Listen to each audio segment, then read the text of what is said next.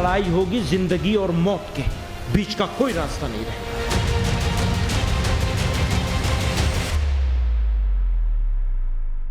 जो लोग मरने से डरते हैं उन्हें गुलाम बनना पड़ता है।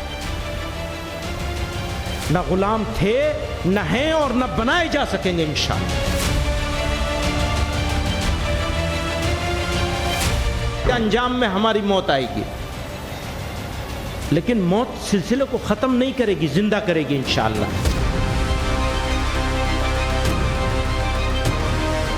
अदालतों में हमारे साथ बहुत बड़ी बड़ी बेईमानियां हुई हैं, इस वक्त भी हो रही हैं। बाबरी मस्जिद का हुआ है, ज्ञानवापी का हुआ, अभी हुआ है ज्ञानवापी का। यूपी में एक बार फिर से बाबा का बुलडोजर गरजा। अवैध मदरसों पर ताबड़तोड़ एक्शन जारी है। खासतौर पर नेपाल की सीमा से सटे एक अवैध मदरसे को चिन्हित कर मिट्टी में मिलाया जा रहा है। ये ताजा तस्वीरें यूपी के गोंडा की हैं, जहां गोंडा जिले के बबनजोत विकासखंड में सरकारी खलिहान की भूमि पर 25 सालों से बने मदरसा अहले सुन्नत को बुलडोजर से मिट्टी में मिला दिया गया। धारा 67 के अंतर्गत कार्रवाई की गई। प्रशासन का बुलडोजर गरजा और चंद मिनटों में 25 साल से सरकारी जमीन पर अवैध कब्जा कर बनाया गया नया मदरसा जमींदोज हो गया।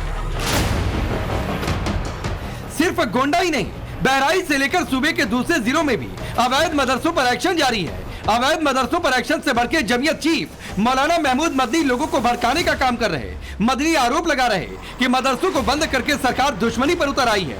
सरकार को खुली धमकी देते हुए महमूद मदनी जिंदगी और मौत की बात कर रहे हैं।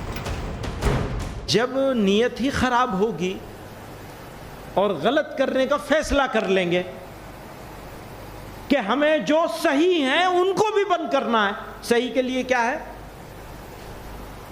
नंबर 1, अपनी जाती जमीन में हो, सरकारी जमीन में ना हो, या घपले की जमीन ना हो, कोई इख्तलाफ वाले।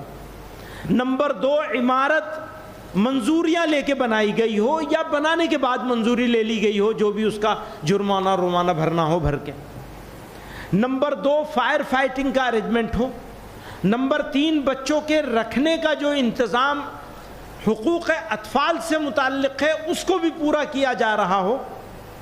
सरकार फिर भी अगर ख़राब करना चाहे, दुश्मनी पर उतर आए, तो समझ लीजिए, एक बात याद कर लीजिए, फिर लड़ाई होगी जिंदगी और मौत के बीच का कोई रास्ता नहीं रहेगा। मदनी इतने गुस्से में है कि मरने मारने की बात कर रहे, गुलामी की बात कर रहे और भरे मंच से धमका रहे कि हमारी मौत से कहानी खत्म नहीं होगी बल्कि इस सिलसिले को जिंदा रखेगी। और एक बात और याद रखिएगा, हमारी मौत से सिलसिला बंद नहीं होगा। जो लोग मरने से डरते हैं उन्हें गुलाम बनना पड़ता है। न गुलाम थे, न हैं और न बनाए जा सकेंगे इंशाअल्लाह। हर चीज मंजूर है।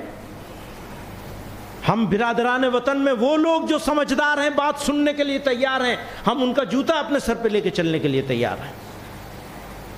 लेकिन जो लोग गुलाम बनाने की कोशिश करेंगे, उनसे मालूम है हमें कि अंजाम में हमारी मौत आएगी, लेकिन मौत सिलसिले को खत्म नहीं करेगी, जिंदा करेगी इंशाअल्लाह।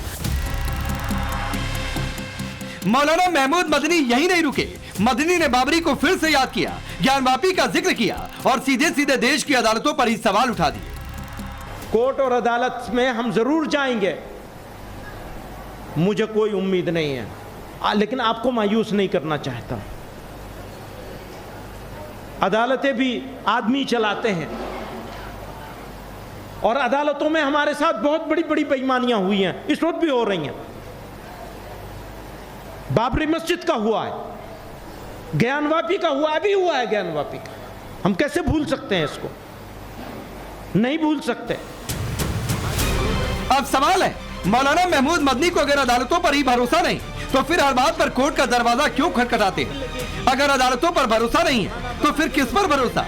सवाल मौलाना मदनी के बयान की टाइमिंग को लेकर भी है। जब पूरा देश पाकिस्तान के खिलाफ एकजुट है, अच्छा होता मौलाना मदनी असदुद्दीन ओवैसी से ही थोड़ा सीख लेते। ओवैसी देश ही नहीं, विदेश पे जाकर पाकिस्तान की बखियां उधेड़ रहे, सरकार के साथ कंधे से कंधा मिलाकर खड़े हैं। ऐसे वक्त में मदनी सरकार को खुली धमकी देकर मरने मारने, जिंदगी और मौत की बात पर भड़काने का काम कर रहे हैं। सवाल ये भी है कि योगी सरकार अवैध मदरसों पर एक्शन ले रही है, तो फिर मदनी को इससे परेशानी किया। सबसे बड़ा सवाल, सरकार अदालतों पर सवाल उठाएंगे तो मौलाना किस पर भरोसा करेंगे? Bureau report, Times Now Bharat. मुतहर्रिक होइए, फ़आल होइए, फिक्रमंद बन जाइए।